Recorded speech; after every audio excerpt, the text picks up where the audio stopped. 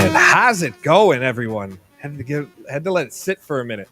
Mike Straw here. You are listening to or watching Full Press Hockey Weekly here on twitter.com/Full Press NHL, twitch.tv/Full Press Coverage, or YouTube Full Press Coverage. As I said, Mike Straw here, joined as always by Jim Behringer and Chris Wassel. Before I ask you guys how you're doing, for full NHL coverage, all things hockey, make sure you're visiting fullpresshockey.com.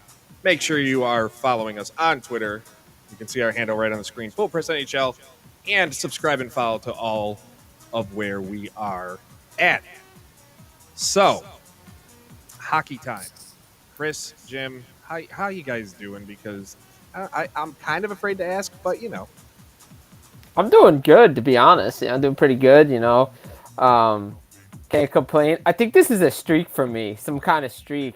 I think this is 3 in a row for me now on the show. I know, right? Like that's impressive. I just want to throw that out there. I think that's kind of impressive that after the beginning of the year where it's kind of up and down, me going to games, like who does that? Like really? I'm back. Who works, right? Yeah, seriously, who works? Nobody. That was a running joke with my friends. Because the way the malls are packed and the traffic on the road doesn't look like anybody works around, I don't know, ever. But yeah, 3 in a row for me. So just want to throw that out there. It's a good day. It's a really good day. Chris, how about you? This is kind of nice. This is a strange time for me. It's the calm before the next little storm of work. So this is really solid. I'm not going to lie. I can sit back tonight and actually like watch. I went to think I was watching 14 hockey games, and then went down to 13, and then down to 12, and start to pause a little bit more. It's like, well, wait, we're going down to 11 next or something. But maybe. Thankfully, we're not out of the woods yet. A couple of the late games. Maybe. So. And I mean, can we really say? I mean, we could say it's 12. You're not watching the Devil game because they're just god awful. Yeah, so it's 11 again. Yeah, so 11, really. All I know is there's a game, the ESPN Plus Hulu national game in America is Colorado versus New York, and the fact it's not Toronto versus Edmonton is dumbfounding. And national broadcast partners in America continue to confuse me. True, but if Colorado beats the living daylights out of the Rangers, I'm all for it. No. Well, I mean, I do agree. Like, why is Edmonton and Toronto not the national game on ESPN Plus? Considering there is only one game on ESPN Plus now as a national game because Carolina, Minnesota is not happening. Yeah, we'll get into that. But first, it's time to catch you up on what you have missed here in the world of hockey. One of the big things is Patrick Laney is back after dealing with the death of his father. He's back on the ice with the Blue Jackets. He's been out. He was out of the lineup with an oblique injury back in early November. Then his father passed away at the very young age of 54, which is heartbreaking for him and his family. But he's back on the ice with his teammates. No timetable as far as when he would return. It's been about 6 weeks since he last played. That oblique injury is about that 4 to 7, 8 week something like that, time frame. Yeah. So we don't know when he's coming back. We don't know where his head is, but it's good to see him back on the ice at least, especially after dealing with that family tragedy. Yeah, absolutely. Totally agree with that. Condolences to the Laney family. He's back in action tonight in Vancouver, though I believe that game, there's potential that might not happen. But again, that's something we'll get into later. But good to see Laney back on the ice. He met his team there, Columbus, Vancouver, and it's kind of a shame because what the Canucks are doing, with Bruce Boudreau behind the bench. But again, good to see Laney back out there. You want this guy to do good. Maybe, you can have a good game for his dad and everything. And, I think Laney's playing for contract and, 100%. I think you're going to see a new rejuvenated Patrick Laney. And then next, we have the Dallas Stars waiving Anton Cadobin. Not surprising. Nope. A lot of people, at least in Buffalo, were wanting him to be grabbed. That did not happen. Nope. even though they had talked to Dallas for it, but that contract is a bit too much. Arguably one of the saddest stories of today, at least. Ben Bishop just not able to, his body won the fight that his heart tried to come back from, and he was forced to hang up the boots, skates, pads, whatever you want to say. Everything. A very, very good goaltender that is forced to retire because of injuries, and it's a career that ends far too soon in my book. I agree. I mean, Bishop would burst on the scene with Tampa. It brought him to a cup final. But again, injuries down there too, and then the emergence of Vasilevsky. So he became expendable down there, and then Dallas thought they had something. And the thing is with Bishop, when he was healthy, he's one of the best goalies in the league. 100%. And then lastly, before we get into the main topic, this one not sitting well with me, involving USA Hockey. Stan Bowman out as the men's Olympic GM in Bill Guerin. Doesn't have the cleanest record behind him right now with everything going on, but it's okay. They're going to put him in. It's just as tone deaf as John Van Beesbrook being prominent with USA Hockey, but he is the GM for the men's Olympic team, and we're going to use that to segue into what is arguably the biggest story every week. I hate talking about it, but we continue to hear it, and that is, unfortunately, the COVID mania running wild continuing through the NHL. Number of games postponed. Calgary postponed through the week. We had Carolina, Minnesota postponed tonight. So Calgary and Nashville was postponed last night, postponed tonight. Not sure if Columbus, Vancouver will play. Seattle and San Jose. A lot of games up in the air. The Islanders. Carolina's still dealing with it. It's at this point really, really hard to keep up what's going on. And you got, some of these players, you got Brad Marchand entering protocol, Matthew Barzal. Now, mind you, everyone's vaccinated except one player. According to the league, every player except one, Bertuzzi in Detroit, is vaccinated. Mm-hmm. So these are all breakthrough cases, which is bound to happen. I just don't know if everybody is, which means, in my mind, good, these players will come out better on the other side than what they would otherwise. But it's still terrifying to see. So, Chris, I'll start with you. Mm-hmm. This is continuing, and we're just focusing on the NHL. We'll talk about the Olympics shortly. What is the NHL to do with right now with this? I mean, there's no easy answers, but so far, I mean, the one answer is you can't just completely shut things down, because for one, we really don't know how far this is going to go. I mean, for all we know, this could be it.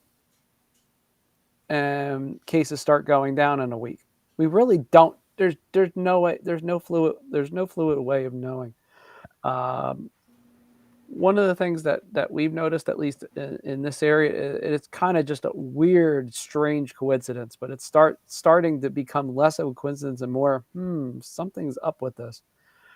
There is definitely a sort of pattern, and we don't know if it's with the new strain or whatever, but it does seem like certain areas, I mean, New York City area, north central Jersey, that area, couple areas up in the Northeast sprinkled up, and then obviously up the West Coast are seeing double-digit spikes in COVID, and no one else is, which is very strange.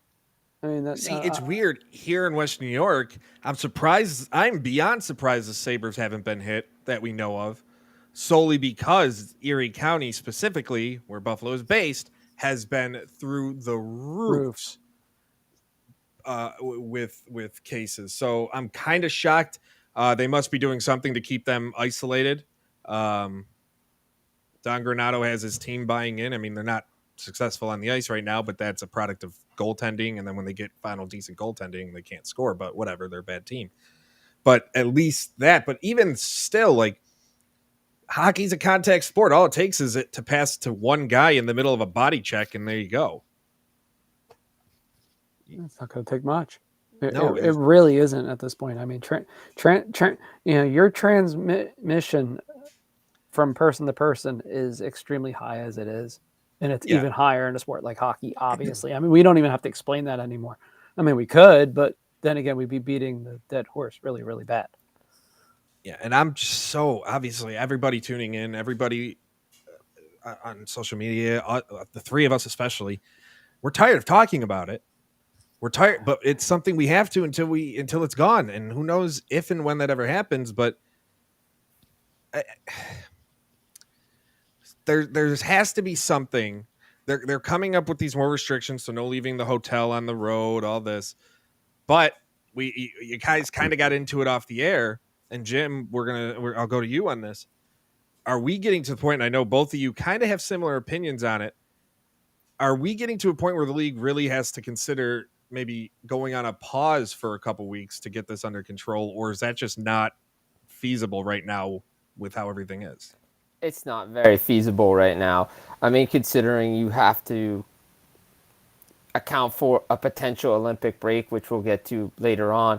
But it's weird because you have teams like the Flames, like you said, Minnesota, Calgary, and then the Carolina. And then you had the Sharks, who at the beginning of the year had a coach and 7 players out, and they didn't even suspend any games. The Islanders had to play a bunch of games before they got shut down. Ottawa gets shut down. There's just no room in the schedule. You have 3 weeks in February. If you shut down 2 weeks now, that's lost revenue. And they are already lost a ton of revenue, yet they're going to make $5 billion this year because of the projections and what they're doing with full arenas, ad sales, all that stuff, and a new contracts. So it's And just that's not with, feasible. I mean, and they're not even full arenas. Let's be real. NHL attendance, like most sports, unless you're the NFL, is down. Yeah, it's down across. It's down across, but it's just not feasible. There's no room in the schedule, and the only room is that 3 week Olympic break, which personally for me, I don't believe they're gonna go. And I guess the NHL NHLPA is meeting tonight with doctors and figuring out what the next steps are gonna be. But right now, it just doesn't seem. Even if you shut down for 2 weeks, it's just gonna come back again. So you're just going to have to go through it. Like every league is going through it. We see NBA, NFL, all these other leagues are doing that. So you're just going to have to fight through, and that's what I'm hearing. What are your thoughts, Chris? I mean, it's rough. I mean, there is no easy way to go about this. We are now. It's now winter basically. I mean, for all intents and purposes, we are now in the winter season. You knew that cases were going to go up. Did we expect another, this 360, what feels like 364 variant to come into the picture? Maybe, maybe not. Who knows? But what we do know is with these players that are fully vaccinated, it seems like so far, at least over the past, I would say, couple months of the NHL season, have we even heard of anybody that's had what you would call a serious enough case of COVID to send them into the hospital? No, there's a big reason. I know. Fingers crossed. Believe me. I mean, it's one of the first things that I'm always worried about because look, 100%. I get it. I'm the injury ninja. I'm a scourge to most people. I mean, bad things happen when I watch your hockey team. But the most important thing, and by the way, guys, there is a cruel irony to this week. You know what this week is, according to the CDC? The week of my mother's birthday. Good point. Happy But it's birthday, Mom. Nice. That's an even nicer segue. It happens to be National Hand Washing Week. I kid you not. Like somebody could that not makes me make so this happy. Up. I busted out laughing when I saw it, and it wasn't even. That's awesome. I didn't even find this. This was actually my good friend Timmy Rosenthal, who works for Bruins Daily, and he's like, I'm going on a train tomorrow into the city to cover the Bruins Rangers game, and he's like, I just felt like I had the need to wash my hands, and he's like, sure enough, he's reading something. It happens to be National Hand Washing Week. So, look, there are players, by the way, who are out tonight that do not have COVID. They happen to have just the regular good old flu. Yeah, and that's the thing. There's that fine line of do you have COVID, do you have the flu? But it doesn't. There's a lot of players who don't have it. They're just in the protocol because a player on the team has it and they're close with them. Close Like contact. you have to take these chances. So that's one thing to make note of, right? That I think a lot of people don't.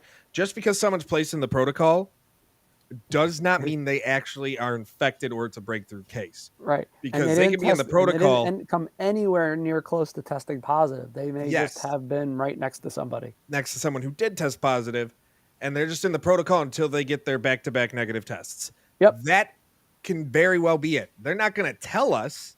This is for members of the media to kind of dig and scourge and players to divvy up or divulge that information themselves. But just because they're in the protocol doesn't mean they have it. There's a possibility. And that's how a lot also, of garbage gets started. That Morgan Frost may be in the COVID protocol as well, but we're trying to kind of get news on it because for some reason he sort of just inexplicably was not playing tonight all of a sudden out of nowhere. So there's some things to worry about. There's a lot to worry about. But to think the entire league is run rampant with breakthrough cases, I would not go that far. Yeah, it is a lot of these guys are around each other. This is the summer of the bubble. Time. Remember when we were having 15 players from 15 players and staff from Tampa that tested positive. We're like, oh God, this is how this is going to begin, really? And then everything was fine. And I think from what the word is like most of these guys are not sick, and because the vaccines and everything that they've taken, which is good because imagine if none of these guys had this stuff, it could be a lot worse. And that's a good thing. So whatever they're doing right. And like you said, they may just be in the protocol because of close contact or whatever. Most guys, may not be sick. Some guys may have symptoms. The Islanders were saying last week a bunch of guys had symptoms when they went through their thing. So it's a team by team basis. And Chris, our team is starting to pile up some players. 3 guys already on the list that we know of. Could be more going forward. So who knows if the Devils are the next team to go to shut down for a little bit. Yeah, we don't know. Well, they already shut down. They just Yeah, you know what I mean. But now moving on from the NHL, you mentioned, Jim, the NHLPA and NHL talking to doctors. Gary Bettman and the NHL came out and said this is up to the PA if they want to go. They're leaving it in the hands of the players.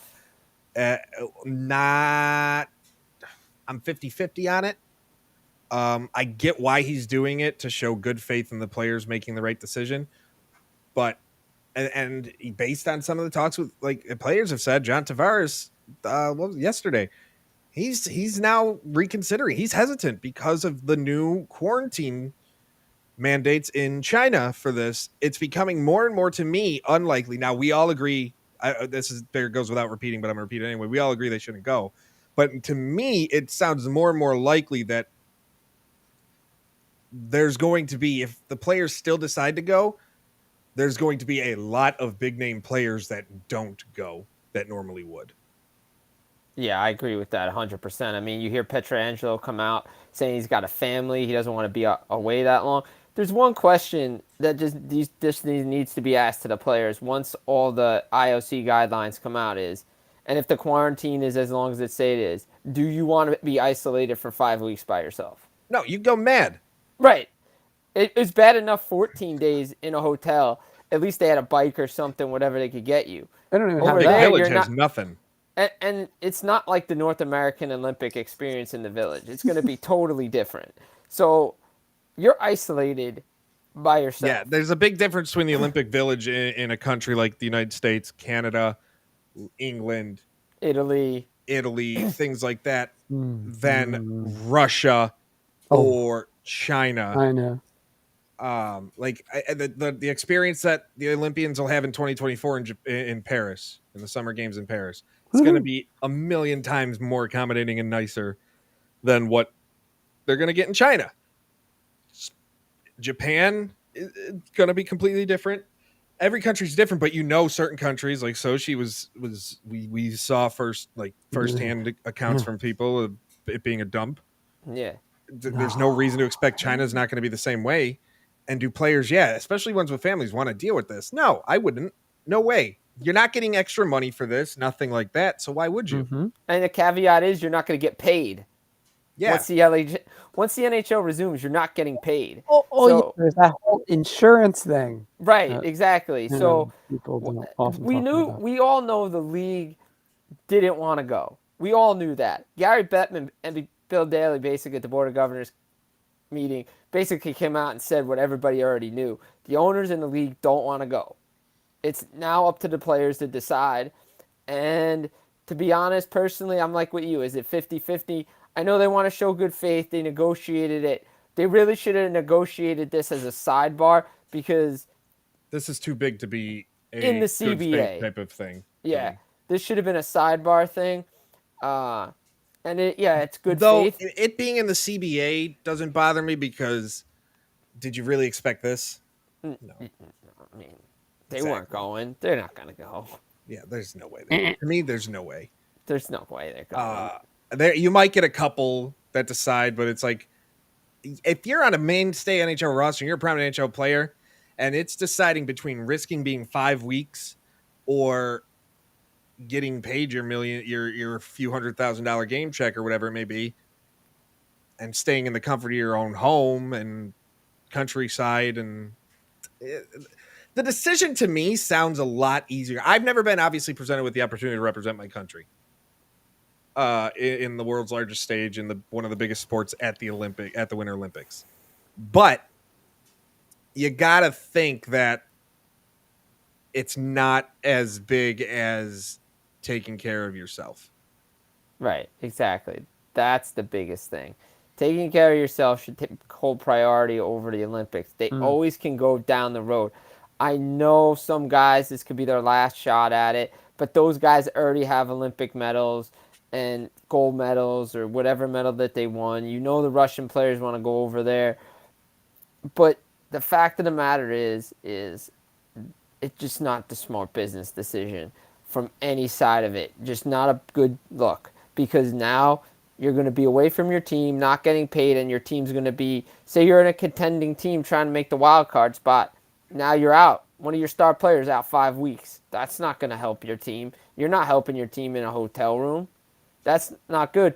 But from my understanding is FEAR and the PA have questions and are going to push the IOC and IIHF hard for some of these, quarantine rules and a lot of stuff. There's going to be a lot of pushback because maybe they can get some of the NHL protocol adopted at the Olympics, which would definitely help and may see that. But right now, if I'm a betting man, I'm saying they're not going. Yeah, that'd be my guess right now. And we're gonna have to wait and see. Hopefully, we get some answers within the next couple weeks before Christmas. Time's of the essence at this point. Time is of the essence because they got to get there soon enough to quarantine before the games even start. For those, there's an All-Star game to do before that too. Yeah, if I'm the players, it's like okay, well, you get bonuses for going to the All-Star game. You get this, you get that. I'd granted, do I think the All-Star game should happen right now? Absolutely not. No. But when I'm a player and I'm weighing these options, because players going to the Olympics are the same player. Well, most, at least for U.S. and Canada, are likely same players representing teams at All-Star weekend. But it's one of those things of like, no. At the end of the day, I get it. If you're a player like from a country like Germany, if you're a Draisaitl or something like that, wanting to go more than, I don't know. I feel like depending on the country.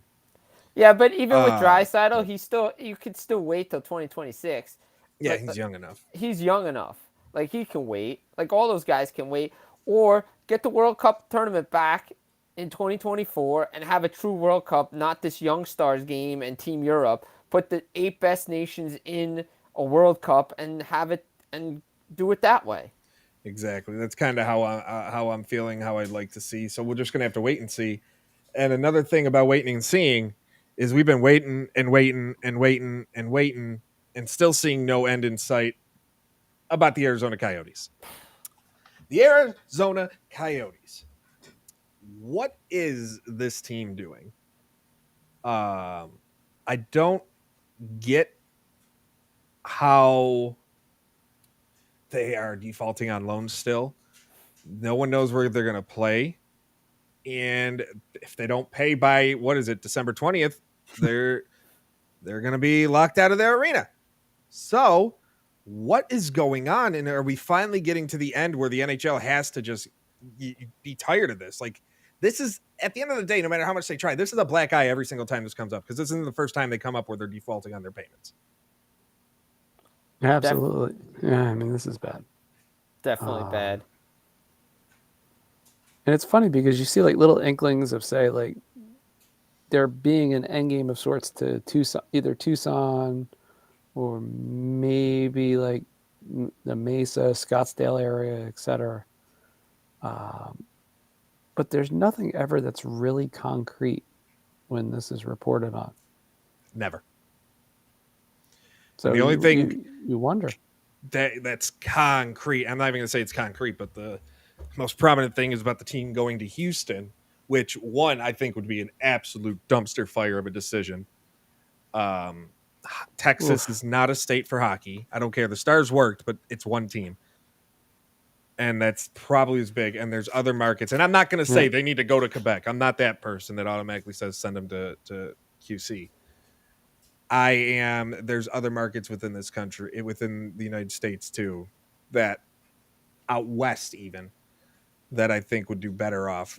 Obviously Portland's probably not one to get a team because Seattle now, and they're not going to put Seattle, Portland, and Vancouver right there. Though, Oh my God, would that be amazing? That would be fun. That would be fun. incredible. But you got, even though it's a smaller, you got cities like Salt Lake. You have regions and areas that could do it that I honestly think would be a better shot than a Texas. I'd rather see a second Toronto team. Not saying I want to, because I don't. I'd rather see a second Toronto team than another team in Texas. So hopefully that doesn't end up happening. At the end of the day, I'd like them to find a way to stay, but they can't seem to get anybody who can pay their bills. No, they can't. They can't. They always say human error, this and that. Come on, it's been going on for how many years now? It's the never-ending story of the Arizona Coyotes. I mean, good. You know, we talked about this last time. I mean, look, give credit to Bettman. Relocation is always the last option, but still, I mean, at what point is it time to just be like, look, we tried, it didn't work, time to move on? Like you said, Salt Lake City, Portland would be great. I know Kansas City's got a ready-made building. Kansas City is the one where I'm just like, I'm surprised they haven't gotten it yet. That arena is a fantastic building, and it's almost a decade old at this point, but it's still great. So, I mean, it's going to be interesting to see what I'd even see a city like Milwaukee being a better suit. I mean, they got a good AHL team. I mean, they got a good following. Good following with the Admirals up there, yeah. I know. I just don't. There's an old saying that goes, if one day you're out and you meet an asshole, you probably just met an asshole. If every day you're out and you're meeting an asshole, you're probably the asshole. And at this point, the Coyotes are that. Yeah. Like, it's like, all right, one owner, okay, maybe. But every single time, it doesn't matter. Like, at this point, come on. You got to figure something out. It's just, but in your heart of hearts, is this the last year of the Arizona Coyotes? Yes. I'm going to anger a bunch of people and say no. See, that doesn't anger me. I don't want it to be, one, because I think they have arguably one of the top 5 uniform combinations in hockey now, because the Kachina look is just so different. And that's what I give credit to more than anything, is uniqueness and color scheme and difference. Soft spot for the franchise, but I hope not. But I don't know. I have a feeling like it is, and it comes together really quickly, kind of like the Winnipeg Atlanta thing, where it's like 3-4 days and boom. But that was kind of in the works even before, like the 3-4 day quick turnaround. You knew like Chipman wanted the team up there. You knew that like the Thrashers were just not working out. And like you said, I think it'll come together, and we'll hear about it within like a 3-4 day period. But I bet you there are things working behind the scenes right now to get some type of thing going on. And because if they relocate for a season until the building's ready, you don't know. And then you hear one side saying, "Oh well, it's just a ploy to get the Coyotes to stay," but the city of Glendale doesn't want them in Gila River Arena anymore. So it's time to just move on. I mean, I know, the biggest thing for me, and I think the thing that would have helped this franchise the most is if Austin Matthews was drafted by the Coyotes. That would have helped them. Yeah, if they would have gotten him, or even though the rumor was back in 2015, if the Sabres would have ended up with the number 1 pick and Arizona would have gotten second, Eichel would have went back to college. There was that rumor floating. Would he have? Doubt it. But the rumor was there. So if they would have gotten one of those 2 American studs, I think it would have helped a lot. But right now, no. It's just one of those things of not sure what's going on. Now, we don't know what's going on with Arizona. We don't know what's going on with COVID. So let's play more hypotheticals let's end this on fun. We're getting closer to the midway point of the season. I mean, we're about 30 games in for most teams, just under 30 for most, other than teams that have had games postponed like Arizona or the Islanders and now Calgary and things like that. But there are a lot of teams that are on the outside looking into the playoffs, a lot of teams that feel like they could get over the hump. And trying to, I don't know, make a way into a run.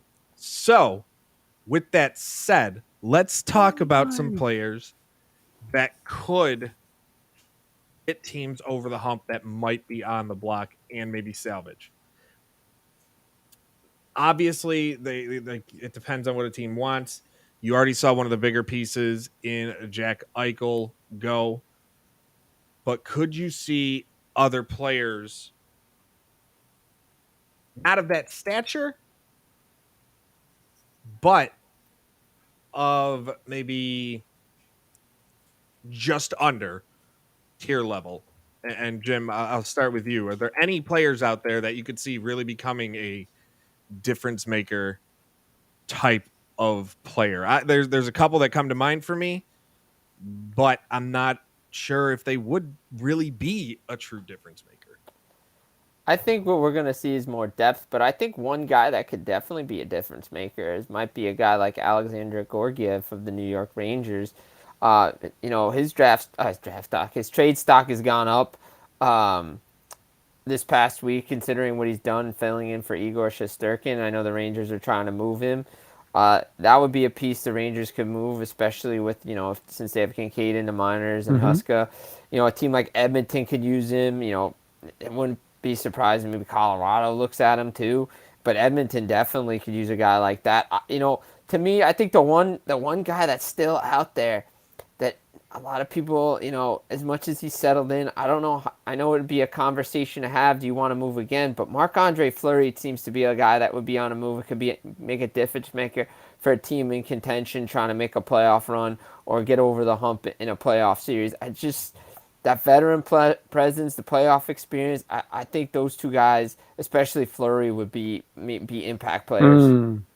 I think Fleury, because I look at a team, maybe if I'm going to put a team that started really well, still has some questions in that area, is Minnesota. And a team like Minnesota going after a Fleury to help with a run. Not saying that's the piece that gets them to the final, but it's a nice 1-2 to have if Marc-Andre Fleury is one of them for a playoff run. So for me, a couple players that came to mind when thinking about this, we already know he requested a trade, and that's Jake Debrusk. I think going to a team that knows how to better utilize him, not necessarily a top wing guy or top line guy, but I think he could turn into a very solid second line guy with a team that knows how to properly utilize him, or even just a change of scenery. Because we saw what Sam Bennett did when going to Florida, and all of a sudden he started playing different. Yeah. So a Debrusk, do I think could really do wonders for, I don't know how they make it work, but a team, at the end of the day, a team like Carolina Do I think he would ever get traded within the East? I don't think so. A team like Carolina could use him. Maybe Anaheim really believes they're onto something, and Anaheim tries to do it.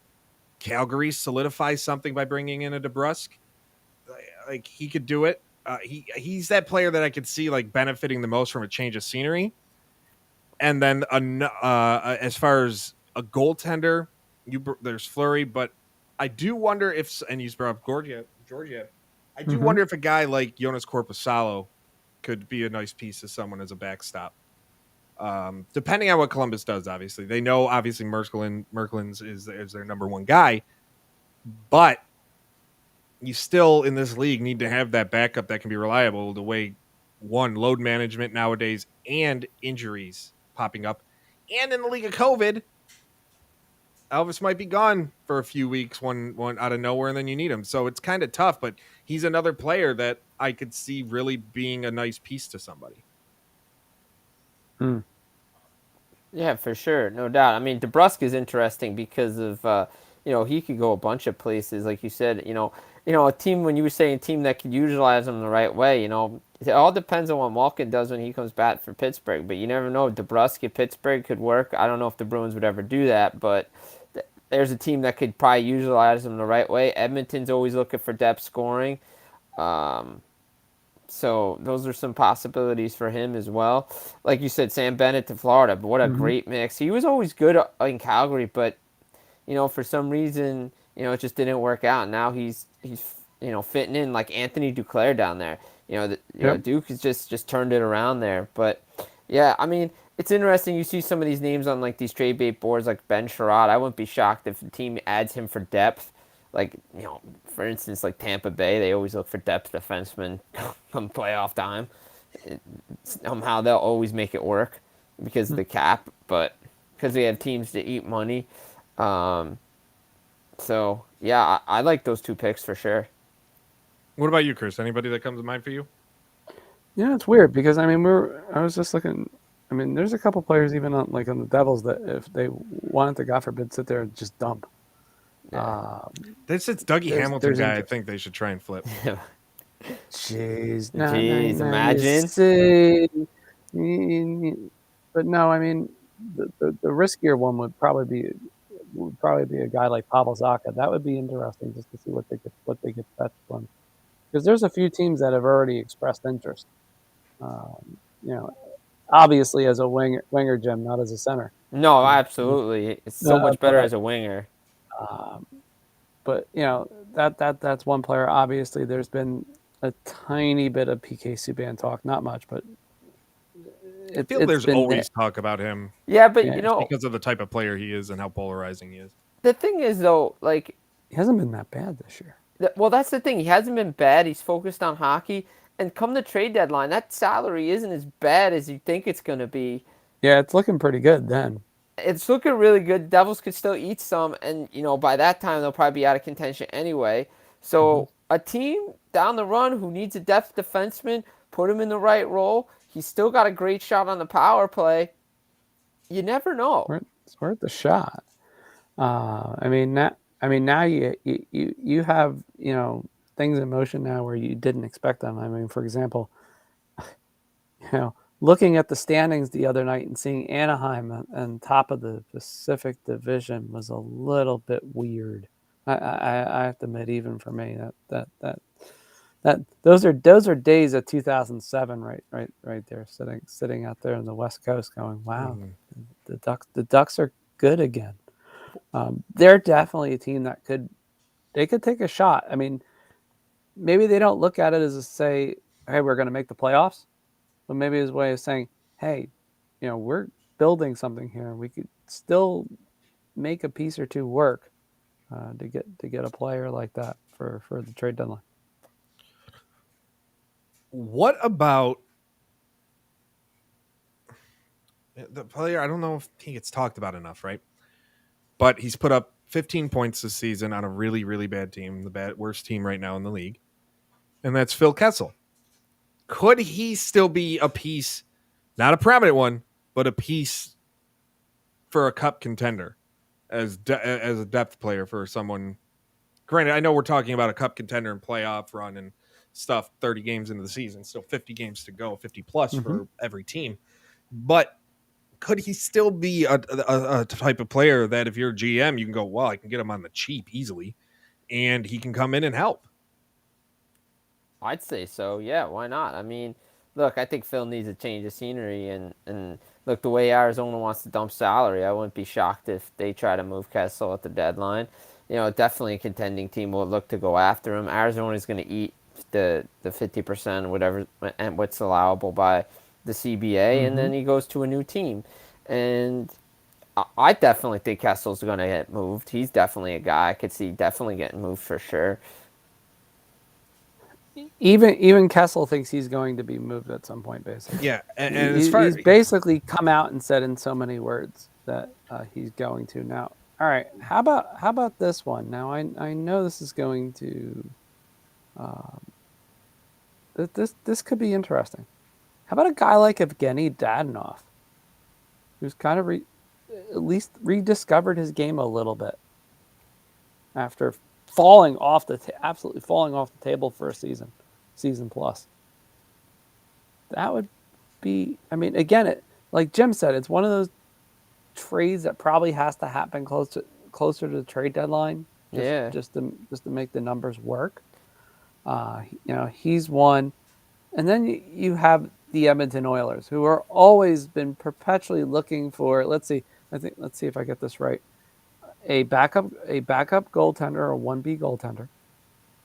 They're looking for third line for depth scoring, or the third line left winger. Right. That's been like since Spinal Tap, and they're always looking for this defenseman that will magically be that other depth guy. Well, I mean, they did have that other depth guy. It was Adam Larson, but he's in Seattle right now, so he definitely helped.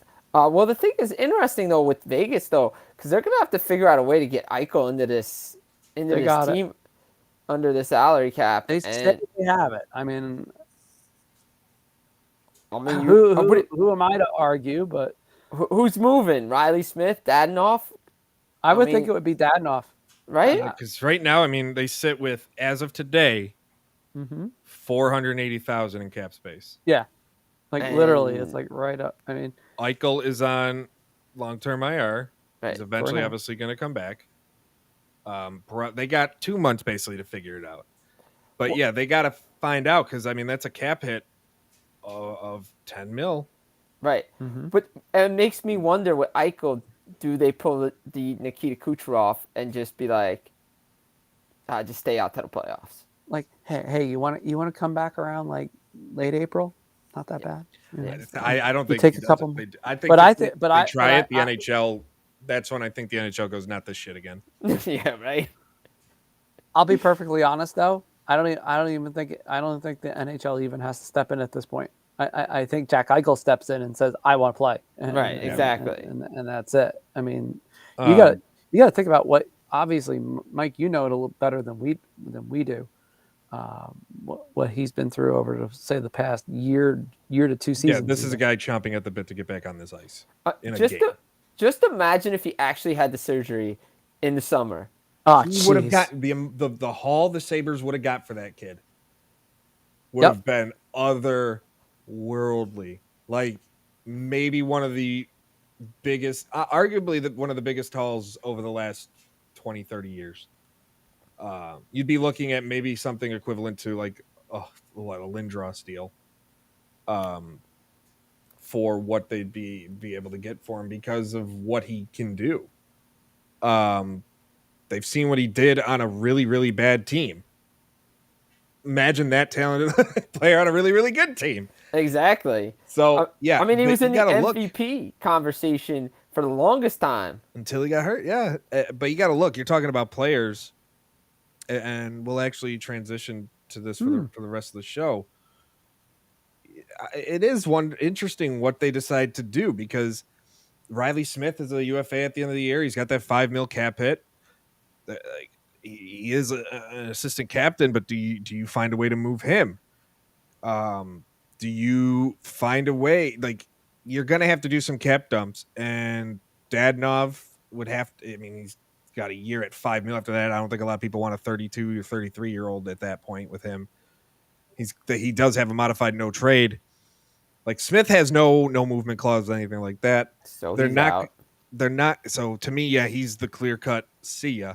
Marchessault is too important to this team. Pacioretty's too damn good. He's on, counting tonight, he's on a 7-game goal streak, and since coming back, add a couple more, by the way.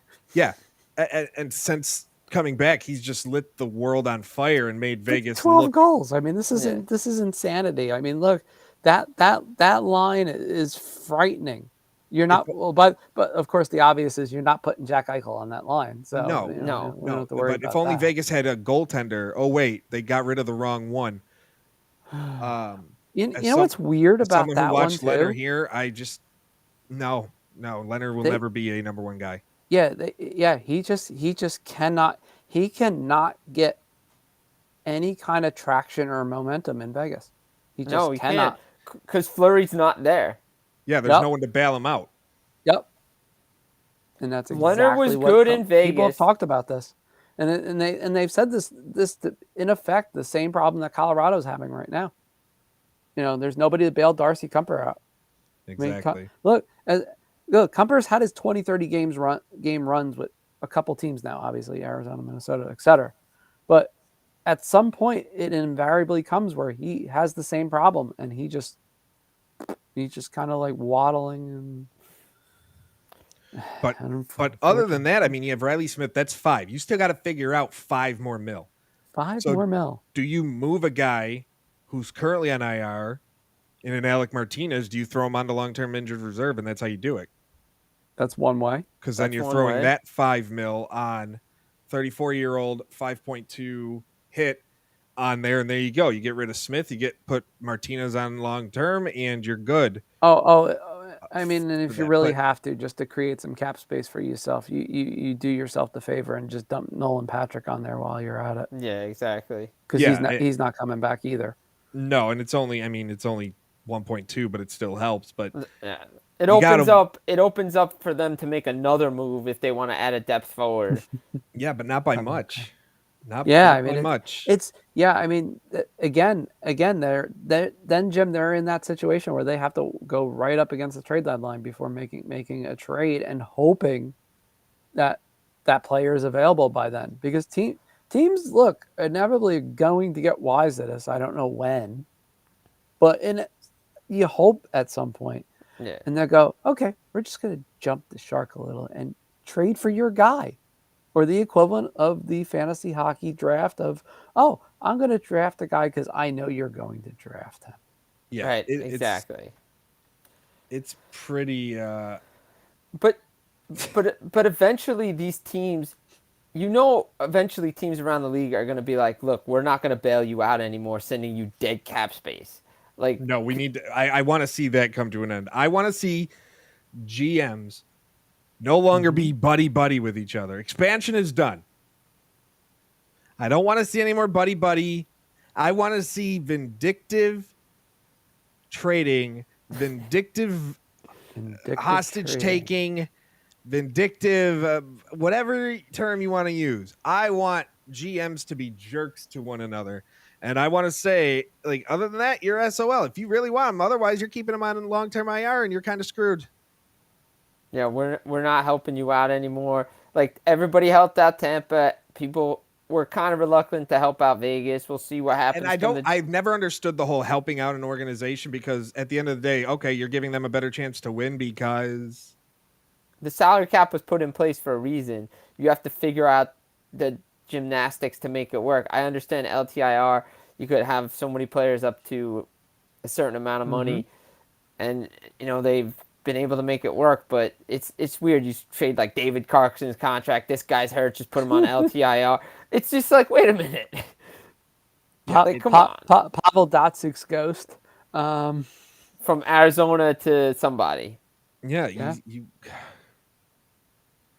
It's crazy. I just don't.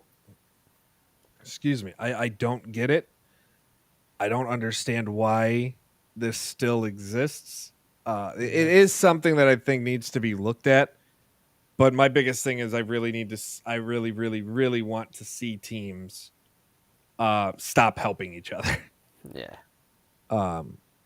But here's a player. So do you think this is kind of like maybe he becomes the odd man out? He's got a lot of years at a not so friendly 5'9" at 28 years old, and he's not performing at what you'd expect that cap number. Do you see them trying, even though he's got a modified no trade, trying to move a William Karlsson to make the room? Because Stone, Pacioretty, Marchessault aren't going anywhere. No, there's no way you could trade any of them. those ones with the